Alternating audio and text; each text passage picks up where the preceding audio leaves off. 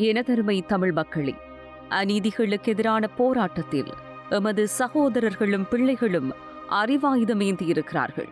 நான் உயிராயுதமேந்தியிருக்கிறேன். நீங்கள் நகலாயுதம் ஏந்துங்கள்.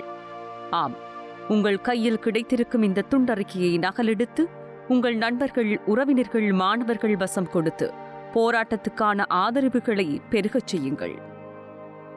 என்றும் அன்புடன் அநீதிகளுக்கு எதிரான உங்கள் சகோதரன் முத்துக்குமார் என்ற மரண சாசனத்துடன் தமிழினத்துக்கான விடுதலையை கோரி விடுதலை வேள்வியில் தன்னை அக்கினி வேள்வியால் ஆகுதியாக்கிய தமிழ் நேசன் முத்துக்குமாரின் நினைவு தினமன்று. தமிழ்நாட்டில் பிறந்த முத்துக்குமார் தமிழன் வீரத்தை தீப்பிழம்பாய் காட்டிய உணர்ச்சி விதை என்று சொல்லலாம்.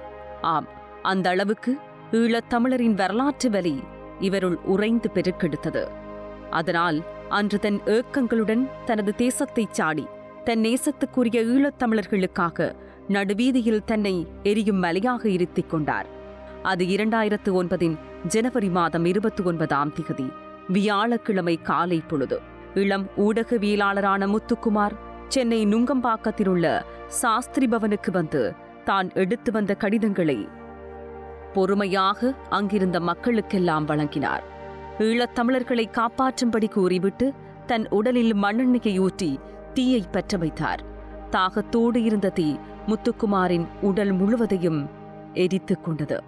பின்னர் தீயுண்டு எஞ்சிய உடலை கீழ்ப்பாக்கம் மருத்துவக் கல்லூரிக்கு எடுத்துச் சென்றனர். அங்கு சிகிச்சை பலனின்றி உயிர் தியாகம் செய்தார் முத்துக்குமார். முத்துக்குமாரின் அந்த கோரிக்கை அன்று மதியத்துக்குள் உலகம் முழுவதும் பரவி பல பாகங்களில் பேரெழுச்சியை ஏற்படுத்தியது. முத்துக்குமாரின் கடிதங்களை படித்த கண்களும் கேட்டறிந்து கொண்ட காதுகளும் ஒட்டுமொத்த இளைஞர் சக்தியாக திரண்டது. தன்னெழுச்சியாக போராட்டத்தில் இறங்கினர்.